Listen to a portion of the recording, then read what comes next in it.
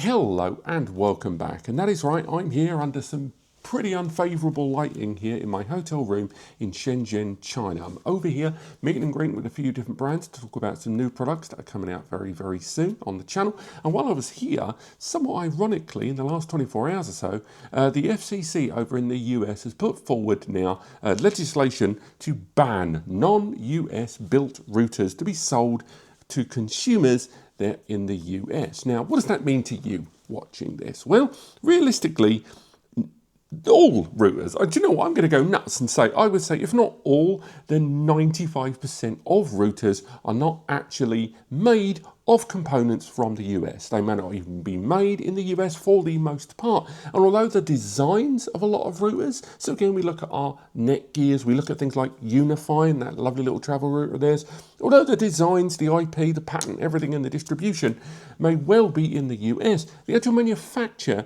can often be Taiwan, Singapore, China, Vietnam, Thailand, that sort of thing. And these are devices that are going to no longer be available in the US. Now, for the record, if you do have these devices already, or if there is stock already in the US, or stuff that has already passed FCC certification, these are going to be fine to be sold. So I think things like the Gl.iNet Moody 7 has already passed FCC. Same goes, by the way, for things like UniFi's Dream Router and that 5G Max. I think that has gone through as well. But anything that's still yet to go through FCC certification, or C is obviously certification as well, they are almost certainly not going to be sold.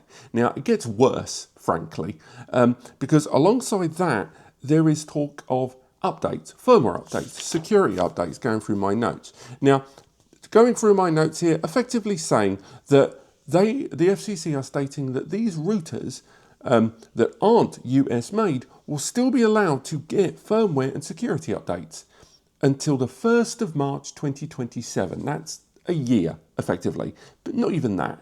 So that is not a lot of time for security firmware updates for people that are built around these devices.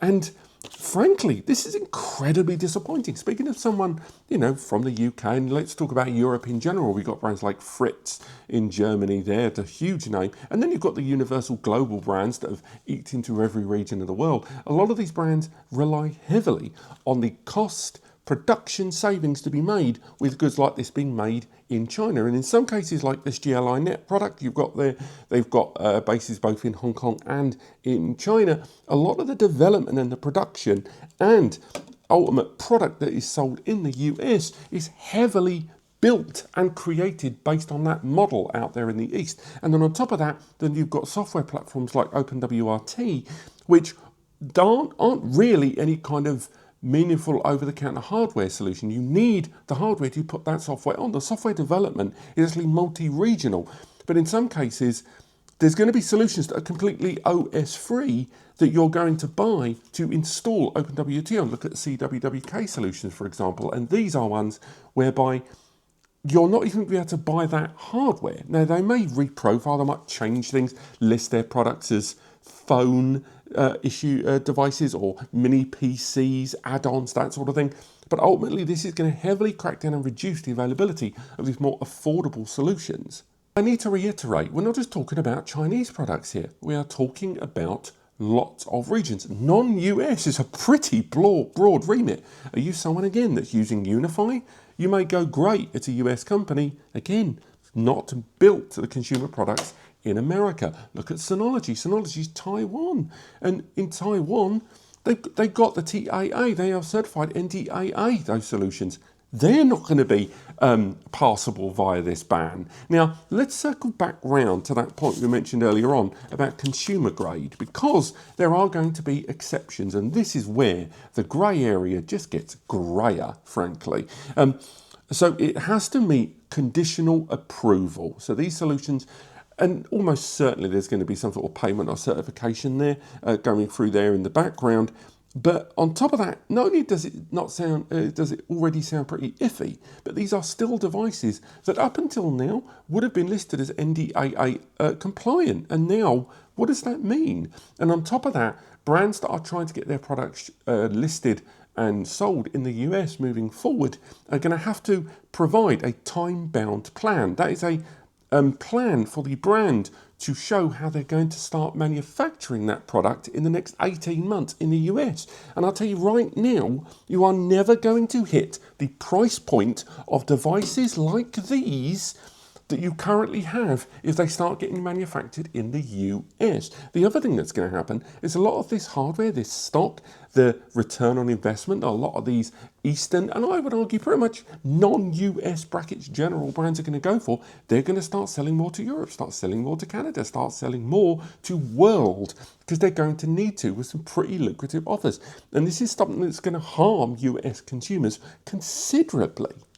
Again, if you see routers, and you can go to the FCC's own website to check certification, and they're listed pre-2026, they are going to continue to be sold, but there is the question marks around those firmware updates. Also, much like the tariff discussions of the last 1 year, 18 months, a lot of users are going to wonder if there's going to be flip-flop on this. This is going to cause substantial ripples in terms of availability, shipping of products, manufacturing of products. They're in the background, and I can definitely see a scenario, much like when we saw users traveling internationally to buy hard drives from other countries because it was cheaper than buying in their own country.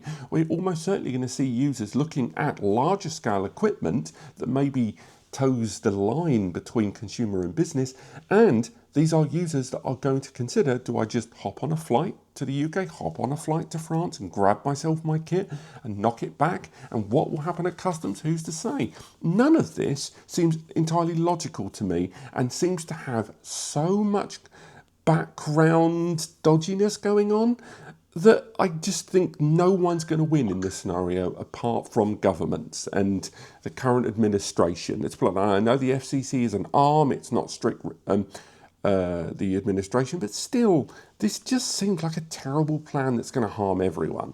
You may have noticed up to this point, I've not mentioned the whole issue of security, because realistically, that is a massive factor here. We are talking about security and Chinese companies that were proven to have shipped solutions with spyware, with security backdoors, and this is a problem.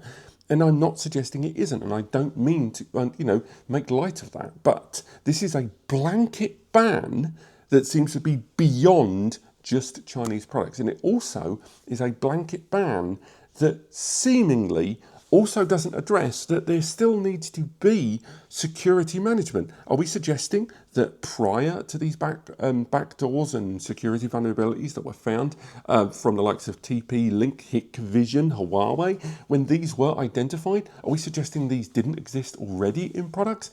Are we suggesting there aren't US-based products that might be perhaps a little weak to the NSA? Are we suggesting there aren't products that don't have issues of vulnerability, security, and just weaknesses built into them that are part of that cat and mouse game that is weakness patch? All of this just smacks of just overbearing and just an insane reaction to what should have been clinical and tactical banning of certain brands, or at least providing barriers in place that stop the bad actors getting through. This is taking a sledgehammer to put in a thumbtack. It is a terrible idea, hence why this early in the morning, right now, what time is it now? What am I looking at here? At 5:59 a.m. here, I can't go to sleep until I've made this video because I'm that annoyed about it, and I can't wait to talk to you guys about it. Thank you so much for watching. I hope you enjoyed this. What a terrible thing to wake up to. I'm sorry if that's what you've got right now. Apart from that, thank you so much for watching, and I will see you soon, I guess.